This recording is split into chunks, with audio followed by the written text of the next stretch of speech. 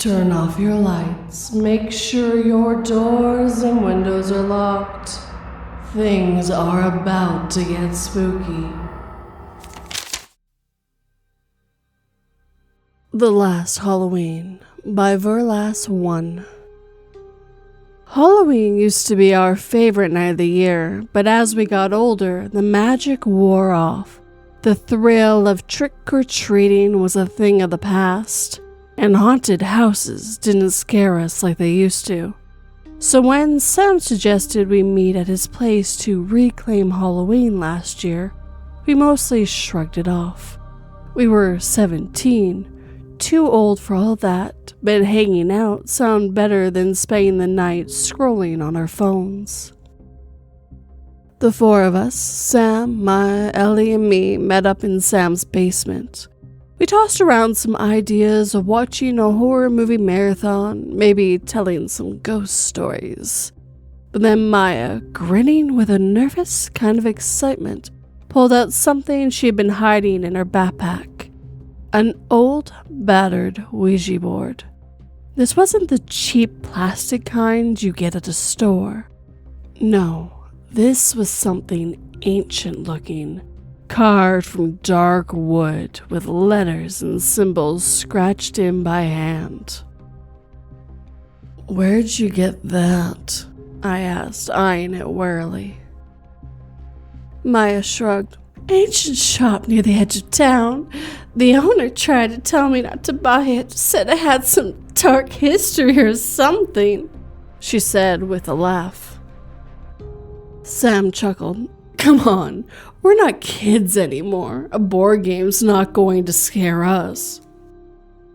We set the board down on the table, and I felt a chill settle over me. The basement felt darker, colder, as though something had shifted the moment the board appeared. But not wanting to be the one who chickened out, I joined them around the table, placing my fingers on the heavy planchette. I feel the weight of it, cold and strangely rough, pressing against my fingertips. Maya took a deep breath, her voice barely a whisper. "Is anyone with us?" At first, nothing happened. We exchanged glances, half smiling, trying to shake off the creepy sense of dread. But then, slowly, the planchette began to move, dragging our fingers along with it. It spelled out Y-E-S. I tried to pull my hand away, but it felt stuck, as though something cold and invisible was pressing it to the board. The room grew colder, and sour, stale smell filled the air, something rotten and damp that made me want to gag. Who are you?" I managed to stammer, my voice barely audible. The planchette moved again, spelling out F-R-I-E-N-D. The words seemed to mock us, each letter pressing into my mind, chilling me to the core. Ellie tried to laugh it off, but his voice was shaky. "Just some prank. One of you guys is moving it," he muttered, though he looked as terrified as I felt. "What do you mean?" Maya asked, her face pale, her fingers gripping the planchette so tightly her knuckles were white. E-L-A-Y. The air felt like it was pressing in on us, like something unseen was squeezing the life out of the room. I could feel my heart pounding, each beat sending another wave of panic through me, but I couldn't pull away. And then, as though mocking us, the planchette spelled out one more word, S-T-A-Y. I heard a faint noise, a low, almost animalistic growl coming from the dark corner of the basement. The shadows seemed to shift, stretching and twisting. As I looked closer, I realized it wasn't just a shadow. It was something huge slowly forming out of the darkness. The creature stepped into the candlelight, and I felt my stomach drop.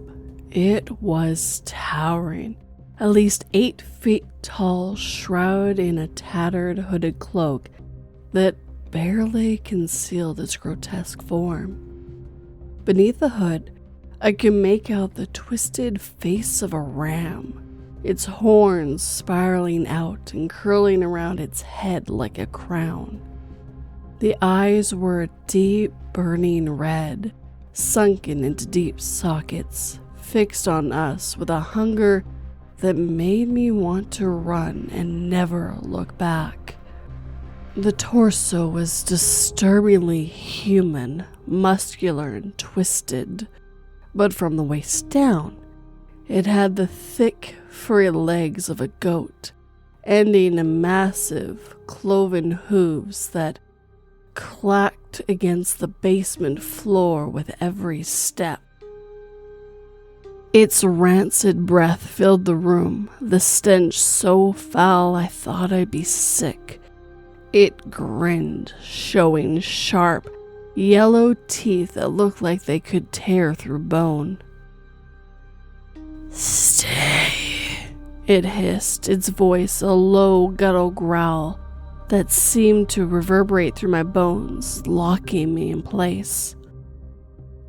I wanted to scream, to run, but my body wouldn't obey. The creature reached out, one massive clawed hand closing around Sam's neck, lifting him off the ground as if he weighed nothing. His face turned red, then purple, his eyes wide with terror as he clawed at the creature's grip, his kicking legs useless. There was a sickening crack and his body went limp. The creature dropped into the floor, his lifeless eyes staring up at the ceiling. I felt Maya's hand tighten around mine, but she was frozen too. Her face twisted in horror as the creature turned its gaze to her, its rancid breath washing over us as it whispered, "Play," as the planchette also moved to spell the word. Before I could even think, it reached out, grabbed her by the arm, and yanked her back into the darkness.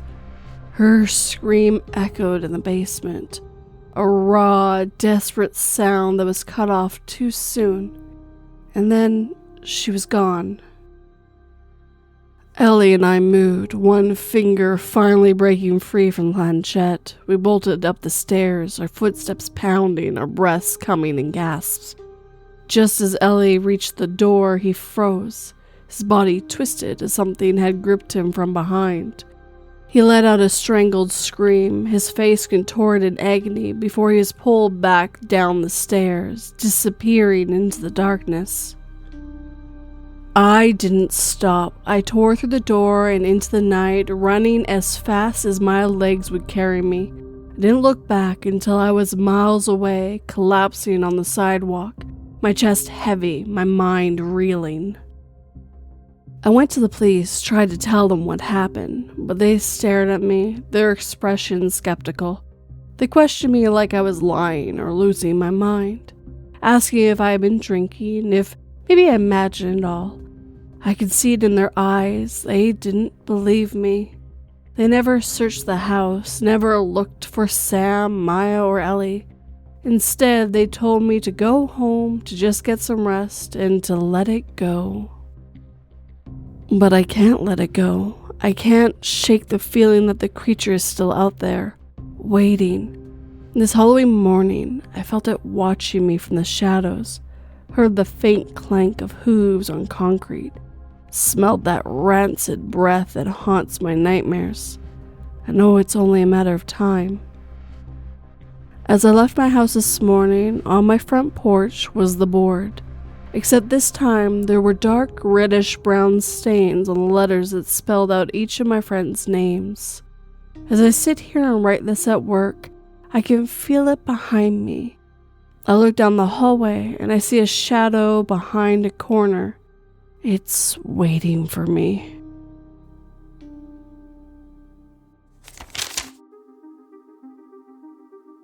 The heat of the flames closed in as I clutched my daughter to my chest and ran outside. But when I looked back, I saw both of us still standing in the bedroom window as she whispered, "You know smoke kills faster than fire, right, Daddy?"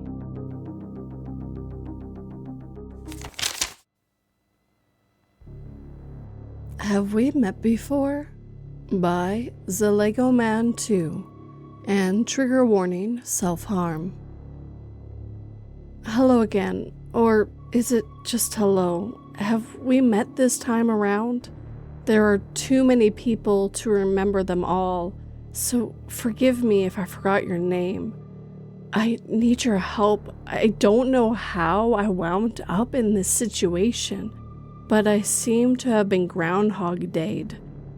I have seen the world end thousands of times, and I need someone to help me. It wasn't world-ending apocalypses initially. It started out with small things. I get hit by a car and die, so next time around I'd wait till the car went past, then cross the street. Just little things like that. After the first 100 or so times around though, things started to get a little more extreme. The first such example was a man with a knife who charged me and stabbed me to death. So I called the police ahead of time. They made it, stopped him from attacking me, and hit me with a stray bullet when the knife man charged them. After that, I took a different route to the coffee shop. The first time I actually made it to the coffee shop, a gas line exploded when I arrived and killed me, and I assume everyone else there at the same time. After that, I decided to try and leave town, so I went to catch a train, which promptly derailed and took out everyone on the platform as it did so. The strange thing is, though, that I checked the news while I was on the platform, and the gas line didn't explode this time around. That got me thinking, if bad things were only happening to kill me, what if I stayed home and waited out? Well, the only time I tried that, I was the victim of a plane crash in my own living room.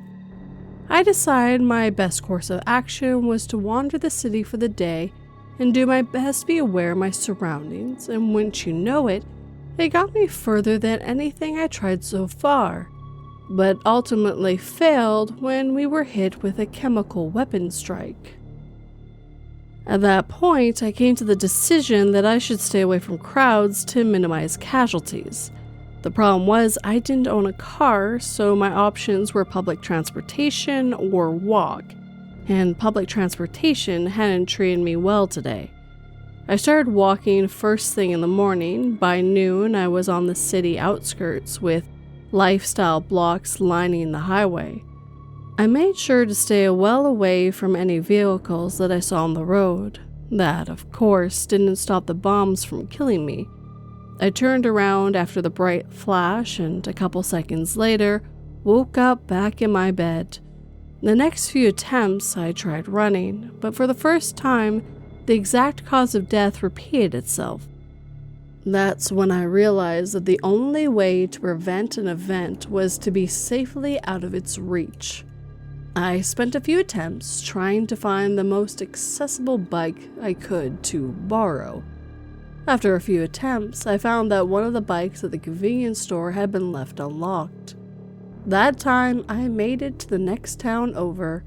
Turns out, they were quite earthquake-prone. It took a few attempts, but I eventually found a safe spot to weather the earthquake.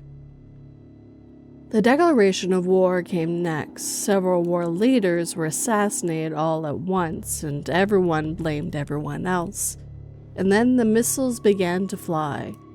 And, surprise, surprise, the first nuke hit the town I was in.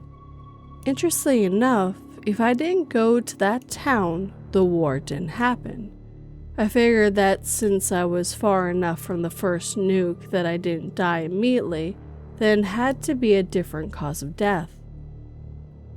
I had taken to keeping up with the news to try and avoid anything that seemed dangerous. I basically gave up when I saw that a virus had swept across more than half of the continental United States in a matter of hours, leaving very few survivors in its wake. The experts were saying 97% of the population was dead within 5 minutes of first symptoms, and believe me, it was not a comfortable 5 minutes. After that, I tried to break the loop myself a couple times, if you catch my drift. That evidently also didn't work. That's when I had an idea. Scuba gear should have enough oxygen for me to last at least the initial pass of the virus. And if the pattern holds, that meant that it wouldn't happen at all. I was right. I looked like an idiot in a stolen scuba mask, but I was right. That still didn't stop the meteor though, and that's where I've been stuck for the past few hundred days. 3:37 p.m., the world ends. And I don't know if there is any way, aside from breaking the time loop, to stop it. Which brings us to the reason I'm writing this now. I think I have figured out a way to break it. I spent a few decades at this point studying mythology about time loops, and I think I know which one I'm in. Are you familiar with the concept of purgatory? Well, it's kind of like that, except I'm not dead yet, and it's contagious. It's a punishment, and once I have made amends and atoned for my sins, I believe I will be set free. It also turns out that, by sharing my knowledge, I have spread the reach of this curse. Thank you all for taking on a portion of my suffering and making penance for my sins. If you want my advice, don't dodge the car. It hurts a lot less than the feeling of your lungs liquefying in your chest. Goodbye for now. I'll see you on the next go-around.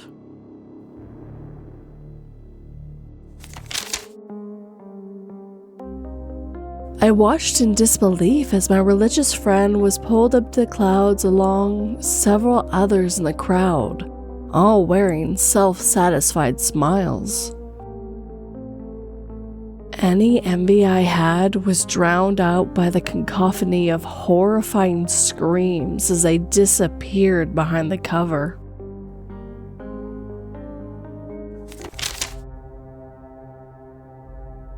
Aurora Inn Security Staff Manual by OopsIbuiltashelfhelp. Notes. Seems like security doesn't have so many rules as they do a dossier for some of the beans that can be found at the inn. Interesting. Hello, new member of Aurora Inn security staff. As a member of our esteemed AISS personnel, you are tasked with the responsibilities to situations that arise in our establishment, be it encounters with hostile phenomenon within the inn, or journalists and like persons. Please remember to follow IAPB and rules of entity engagement discussed in your briefing, as Human Resources has begun handing out punishments due to lax enforcements of protocol. Below are regulations you'll have to familiarize yourself with. General Security Guidelines. 1. All members of security must not bring any electronic device to the inn. Members of security must bring with them a small item of sentimental value, i.e. a childhood toy, with them while on duty. Members of security must go to the security observation room connected to the break room and mark their presence on the terminal there. 2. At least 2 members of security must be on standby to respond during an employee head count. The false employee can simply be escorted off the premise for neutralization. 2A. Should the false employee realize it's been discovered, any available member of security staff must respond promptly to dispel it with lethal force. 3. Journalists and healthcare inspectors must be escorted to the basement incinerator before being disposed of. 4. Should a member of security's radio suddenly begin playing music, they are to be disposed of at once by any nearby member of security. Report to the custodial staff that cleanup will be required. 4A. Should the radio not be disposed of in a timely manner and the effects contaminate other electronics, non-contaminated security staff must discard the radios and eliminate all members of staff on duty while wearing proper hearing protection. 5. Should you become overwhelmed with an extreme sense that you're being tested, do not fall for the facade. No member of the HR team wish to test you in this way. Simply retrieve your item of sentimental value and observe it for 3 minutes. During this time, do not look away from it and do not react to external forces. 6. All members of security must travel in groups of 2 exactly. Members of security traveling in groups more or less than 2, outside of emergency situations, should be confronted with contact phrase, and members of security should be prepared for an interloper encounter, should the person fail to respond to the contact phrase. 7. Should a guest require your help, escort them to the front desk, then return to your duty. The majority of entities will not attack you if you are with a guest. 8. Should a door with a black door hanger be reported, intervention may be required by security in order to regain control of the room. Remember, in this state, the room and the entity within it have only one goal: to dispose of you. Lethal force within this room is automatically authorized, as no passive entities inhabit these rooms. 9. Notice, entities within the inn are highly aggressive towards security staff. Any being that does not respond to the contact phrase is likely hostile or will become hostile upon noticing you. 10. When responding to a staff or guest call for security, so long as the call was responded within the manual for the breach of personnel, the rule of entity engagement may be disregarded, as force most likely will be needed. 10A. Once the entity has been removed from the premise, report that the situation has become safe once again in your radio. 11. The inn should be swept by members of security after A. The all floors music event subsides. B. 6 a.m. C. HR or on-site security manager order. 12. Should an entity of non-hostile nature, as described in the rules of entity engagement, be spotted, please recite the phrase "revertis in trauma tuma," and the entity will demanifest. 12A. Should the entity refuse to demanifest, they are to be engaged with lethal force, and backup should be requested, as an interloper is likely to be present in the building. 13. Should an evacuation be necessary for any reason, staff safety is priority over guest safety. Ensure staff are safe via communication and escort before moving on to guests. Outdoor security guidelines. 1. Outdoor patrols during the hours of 12 a.m. to 6 a.m. must be done inside a vehicle, with the headlights off. 2.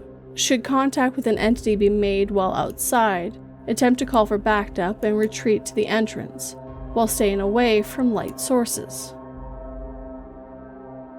3. Should a hearse enter the parking lot at exactly 3 a.m., security staff should remain on standby until the front desk has reported the situation. 4. Should you feel compelled to enter the forest during the hours of 12 to 6 a.m. and find you cannot find the willpower to resist the effect, please either let a member of security dispose of you, or dispose of yourself as soon as possible, to prevent collateral. 4A. Please report to the custodial staff where the corpse will be for cleanup. Basement security guidelines. 1. Personnel attempting to break into the basement are to be removed from the basement immediately. Ensure that non-lethal force is used unless they are an entity. 2. Do not investigate any mysterious noises or figures you might hear while patrolling the basement level. 3. Due to HR's team occupying the basement level, please do not look through any non-opaque glass or open doorways. This month's contact phrase is Morse. You are a main line of defense against both prying eyes and threats to staff, and as such, these rules are paramount to ensure Aurora Inn stays in business, and as such, these rules are key to ensure your own, staff, and guest safety. Take care. Aurora Inn Security Management.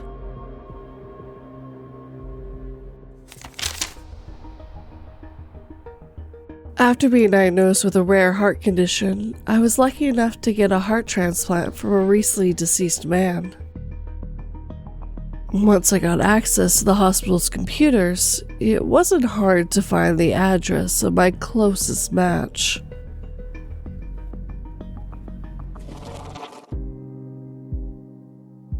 And with that, our time together is coming to an end.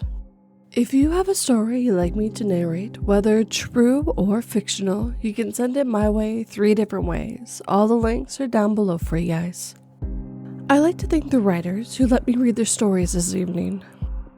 I truly enjoyed all 3 stories and their different takes on ideas. Like using a Ouija board, summoning Satan himself, but you're not able to move. He just wants to play with you. But it's not the kind of play you think of. It's torturous and going to be absolutely horrendous. And then a horrifying Groundhog Day where no matter what you do, you die. And the more you try to push it, the more devastating the earth gets. I really enjoyed that concept. And then the rules you need to follow so you can survive at the inn, and each rule just adds more and more to that horror. Really love when they do that. It's totally one of the reasons why I got drawn to that subreddit and started reading stories from there. I just love how you can add to horror with such simple things. And you probably could tell that that first story was supposed to be part of the Halloween special, but I thought it would fit here because, well, every day is Halloween here. Love to tell you that spine-chilling story that will make you think or give you a chill down your spine. If you enjoy these stories, hit that like button and make sure it feels it. If you're new, please subscribe and turn that pretty little bell to all notifications. And of course, please leave me a comment. Tell me what you thought, what kind of stories you like in the future. I truly love reading comments. If you're listening on the podcast and are able to, please leave a review and a comment as well. If you'd like to help this channel and podcast grow, please share it with anyone who might enjoy it. It helps quite a bit. If you're willing to, like these lovely people on screen right now, I do have Patreon and memberships where you get early access and a few other bonuses.